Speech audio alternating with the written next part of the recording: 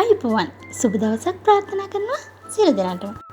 ඉතින් ඔන්න අද කතා කරන්න බලාපොරොත්තු වෙන්නේ නම කිව් පමණින් කටට කෙලවුණන ඉතා රසවත් එළවලුවක් වගේම මාරාන්තික රෝග පවා සුව කරන්න පුළුවන් අද්විතීය ඖෂධීය ගුණ රාශියකින් පිරිපුන් ශාකයක් ගැන. ඉතින් මොකක්ද මේ? ඔයගොල්ලෝ කවුරුත් අහලා ඇති මුරුංගා ගැන. ඉතින් අපි අද කතා කරන්නේ මෙන්න මේ මුරුංගා ගැන. ගැමි එළවලු වර්ග අතර මුරුංගා වලට හිමිවන්නේ සුවිශේෂ ස්ථානයක්. වත්මන් පරපුර ආහාරය සඳහා ඊතරම්ම රුචිකත්වයක් දැක්වෙන්නේ නැතත් මුරුංගා කරඩෙහි පවතින රසය සහ ගුණය ඉතාමත් ප්‍රශස්තයි. බොහෝ කාර්යයන් සඳහා යොදා ගන්නා ශාකයක් වන මුරුංගා වත්මනෙහි බහුකාර්ය ශාකයක් වගේම අතීත වැසියන් විසින් දෙවියන් මැවූ ශාකයක් විදිහටත් පිළි අරගෙන තියෙනවා. මේ විදිහට පිළි අරගෙන තියෙන්නේ මේ ශාකයේ තියෙන අද්විතීය ගුණය නිසාමයි. ඉතින් මේ අසාමාන්‍ය ගුණ සමුදායක් පවතින මුරුංගා ශාකය ඖෂධයක් කියලා පැවසුවොත් ඇතැම් විට ඔබ මවිත වෙන්නත් පුළුවන්. එහෙත් සත්ත්වකින්ම මුරුංගා කියලා කියන්නේ රෝග රැසකට ගුණ ලබා දෙන මාරාන්තික රෝග පවා සුව කරන්න පුළුවන් තරමේ ඖෂධීය ගුණ රාශියක් තියෙන දිව්‍යමය ඖෂධයක්. ඉතින් මුරුංගා කියලා කියන්නේ අතීතයේ ඉඳලම අපේ ගෘහණියන් සමග ඊටාම සමීප එළවලුවක්. මුරුංගා ලපටි කරල් ව්‍යංජනය වගේම මෝරපු කරල් මද තෙපරාදු කරලා ව්‍යංජනයත් අපේ ගැමි ජනතාව අතර ඊටාමත් ප්‍රචලිතයි. ඉතින් ඒ වගේම මුරුංගා කොළ මැල්ලම වගේම මුරුංගා මල් ව්‍යංජනයත් ඊටාමත් රසවත්. මුරුංගා කරල් කොළ මල් බහුල වශයෙන් ආහාර ගැනීම මගින් ඔබට වැළඳී ඇති රෝග රැසක් සුව කර ගැනීමේ හැකියාවක් පවතිනවා. සමහර විට සමහරුන්ට ඒක ගැටලුවක් වෙන්න පුළුවන්. මුරුංගා කොහොමද ඖෂධයක් වෙන්නේ? ඒක එළවලුවක් විතරයිනේ කියලා. නමුත් අපේ දේශීය ආයුර්වේදයේ මුරුංගා කියන්නේ රෝග නාශක ගුණය බහුලම තියෙන ඖෂධයක්. ඉතින් මේ ආයුර්වේදයට අනුව මුරුංගා විවිධ නම් වලින් පවා හඳුන්වලා තියෙනවා. ඉතින් මේ මුරුංගා දේශීය ඒ වගේම ආයුර්වේදීය වෙදකමේදී ආශ්‍රිතව අක්ෂි රෝග රාශියකට ගුණ දෙන ඖෂධයක් විදියට භාවිතා කරනවා. ඉතින් ඒක නිසා මේකට අක්ෂිව කියලා හඳුන්වලා තියෙනවා. ඒ වගේම ශෝභාංජන, තීක්ෂණ මූල, ශීඝ්‍ර කියන නම් වලින් මේ මුරුංගා හඳුන්වලා තියෙනවා ආයුර්වේදීය සහ දේශීය වෛද්‍ය විද්‍යාත්මක විදියට. ඉතින් මේ මුරුංගා අයිති වෙන්නේ මොරොංගෑසියේ කියන කොළයට. ඒ වගේම උද්භිද විද්‍යාත්මක නාමය තමයි මොරින්ගා ඔලිවෙරා ලෙම්. ඉතින් මේ විදියට හඳුන්වන මුරුංගා ශාකය ප්‍රභේද රැසකින් සමන්විතයි. එකක් තමයි හේන් මුරුංගා, ඒ වගේ කරල් හීනි. අනෙක් එක තමයි වැට මුරුංගා. වැට මුරුංගා බහුල වශයෙන් මායිම්වල හිටවීම සිදු කරනවා. යාපනයේ පැත්තේ ඒවා බහුල වශයෙන් දැක බලා ගන්න පුළුවන්.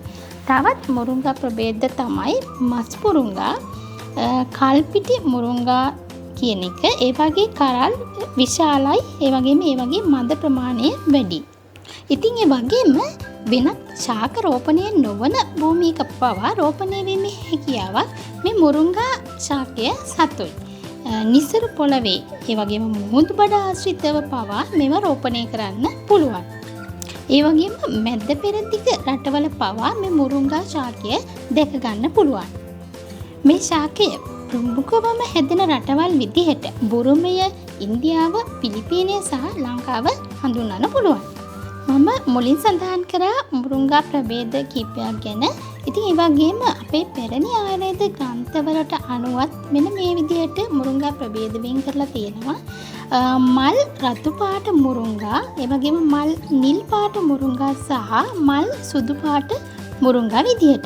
ඉතින් මේ තුනෙන් මල් නිල් පාට සහ මල් රතු පාට කියන මුරුංගා ශාකය ඉතාමත් දුර්ලභයි. හැබැයි මේ මල් සුදු පාට සහිත මුරුංගා ශාකය තමයි බහුලවම අපට දැක ගන්න පුළුවන් වෙන්නේ. ඉතින් මේ සෑම ප්‍රභේදයක්ම ඖෂධ විදියට යොදා ගන්නවා. ඒ වගේම ආහාරයටත් ගන්නවා. මුරුංගා කරල්, මල්, පොතු, මුල්, පත්‍ර සහ ගහේ ලාටු ඖෂධ විදියට යොදා ගන්නවා. මුරුංගා කියන්නේ විෂ නාශක ගුණයක් තියෙන ඖෂධයක්. ඒ නිසා අතීතයේ ඉඳලම අපේ ගැමි ජනතාව ඉස්සු දැල්ල වගේ ආහාර පිසින අවස්ථාවේදී මුරුංගා ටිකක් ඒ ආහාරවලට එකතු කිරීම සිදු කළා. ඒ වගේම මයොක්කා තම්බනකොට උයනකොටත් ඒ විෂසහිත බව නැති කරන්න මේ මුරුංගා කොළ ටිකක් එකතු කිරීම සිදු කරා. අතීතයේත් සිදු කරා. ඒ වගේම අදටත් ඒ දේ සිදු කරනවා.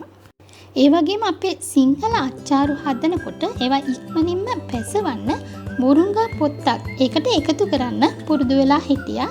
ඒකෙන් අච්චාරු ඉක්මනින් පැසවලා අපිට කෑමට සුදුසු මට්ටමට ඉක්මනින්ම පත් වෙනවා. ඉතින් ඒ වගේම තමයි සමහර ප්‍රදේශවල මුරුංගා පොතු වේලලා ව්‍යංජනවලට කුළු බඩුවක් විදිහට භාවිතා කිරීම සිදු කරනවා. ඉතින් මේ විදිහට මුරුංගා පොතු වේලලා කුළු බඩුවක් විදිහට දිනපතා ව්‍යංජනවලට එකතු කරනවා නම් රෝග රැසකින් අත් මිදෙන්න අපට පුළුවන්. බඩේ ගල්, පණු රෝග, මුත්‍රා මාර්ගය ආශ්‍රිත රෝග, හෘද මාර්ග ආශ්‍රිත රෝග, අස්ථි ආබාධ වලට, ඒ වගේම ශ්‍රවණ පද්ධතිය ආශ්‍රිත රෝග වලට, ඇතුම, කැස්ස ආදී රෝග රැසක් සුව කරගන්න පුළුවන් වෙනවා. ඒ වගේම ඒ වගේ නොවැනදී තේරෙන්නත් මේක ගොඩාක්ම වැදගත් වෙනවා. ඉතින් ඇත්ත අතීතයේ සිටම ඇඟ දුර්වල වෙන රෝග හැදුණු පුද්ගලයන්ට කාය ශක්තිය වර්ධනය වීම සඳහාත් බහුල වශයෙන් මුරුංගා හොද්දි, මුරුංගා මැල්ලුම් ආදී ආහාරයට දීලා තියෙනවා. දුර්වල ශරීරයන් යථා තත්ත්වයට ගැනීම සඳහා මේ මුරුංගා ආශ්‍රිත ආහාර ඉතාමත් වැදගත්. ඒ වගේම මුරුංගා සාර්ථකව ආහාර දිරවීම සිදු කරන ඖෂධයක් විදියටත් සැලකෙනවා. පණු රෝග වලින් පෙළෙන අයට මුරුංගා මැල්ලුම් දෛනිකව ආහාරයට ගන්නවා නම් ඒක ඉතාමත් ගුණදායකයි. ඒ වගේම මුත්‍රා මාර්ගය ආශ්‍රිත රෝගවලට, මුත්‍රා ගල් වලට, හෘදය ආශ්‍රිත රෝගවලට මුරුංගා ව්‍යංජනය හෝ මැල්ලුම් දිනපතා ආහාරයට ගන්නවා නම් ඒ සෑම රෝගයකම කෙලවරක් දකින්න පුළුවන්. හෘදය ආශ්‍රිත රෝග සහ මුත්‍රා ගල් වැනි රෝග සඳහා විසඳුම් ලැබීමට දැඩි ලෙස මුරුංගා හොදි සහ මැල්ලුම් ආහාරයට ගැනීම මගින් හැකි බව වෛද්‍ය විද්‍යානුකූලව පවා තහවුරු කරගෙන තියෙනවා. ඉතින් මේ මුරුංගා කොළවල protein, vitamin C, vitamin B, carotene, beta carotene, calcium, magnesium, copper, යකඩ, ෆොස්ෆරස්, khනිජ ලවණ වැනි ගුණ රාශියක් අඩංගු වෙනවා. ඉතින් ඒක නිසා තමයි මැල්ලුම් අතර මුරුංගා මැල්ලුම ඉතාමත් ගුණදායක මැල්ලුමක් විදියට සැලකෙන්නේ. ඉතින් මේක ගැබිණි මව්වරුන්ට වගේම කුඩා දරුවන්ට ඉතාමත්ම ගුණදායක ආහාරයක්. ඒ වගේම ශ්‍රවණ පද්ධතිය ආශ්‍රිතව හටගත් රෝගවලට වගේම ආහාර ජීර්ණය නිසා බොහෝ දෙනෙක් පීඩා විඳින රෝගවලින් අත් මිදෙන්නත් මේ මුරුංගා ඉතාමත්ම වැදගත්. ඒ වගේම ગેස්ට්‍රයිටිස් කියලා කියන්නේ අද බොහෝ දෙනෙක් අපහසුතාවයට ලක් කරන රෝගයක්. මේ ગેස්ට්‍රයිටිස් වලට හොඳ වටිනා සුවදායක ඖෂධයක් විදිහට මේ මුරුංගා භාවිතා කරන්න පුළුවන්. ગેස්ට්‍රයිටිස් සඳහා මුරුංගා කොළ මිටක් අරගෙන එක අඹරලා එක මුදවපු කිරි මේස හැඳි 5ක් සමග උදෑසන හිස්බඩ සතියක් ආහාරයට ගැනීමෙන් ગેස්ට්‍රයිටිස් නිෂ්ඨාවටම සුව කරගන්න පුළුවන්. ඉතින් ඒ වගේම තමයි මුත්‍රා ගල් හටගත් බොහෝ දෙනෙකුට බටහිර වෛද්‍ය ක්‍රමවේදයට අනුව තිබෙන හොඳම විසඳුම තමයි ශල්‍ය කර්මයකට භාජනය කිරීම.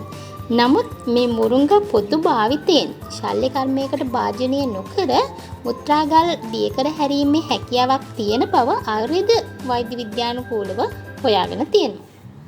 ඉතින් ඒ වගේම සමාශ්‍රිතව හටගන්නා නොයෙකුත් රෝගවලට මුරුංගා කොළ අඹරලා ඒ ගන්න යුස දෙහි යුස මිශ්‍ර කරලා හැමේ ආලේප කිරීමෙන් සුවයක් ලබන්න පුළුවන්.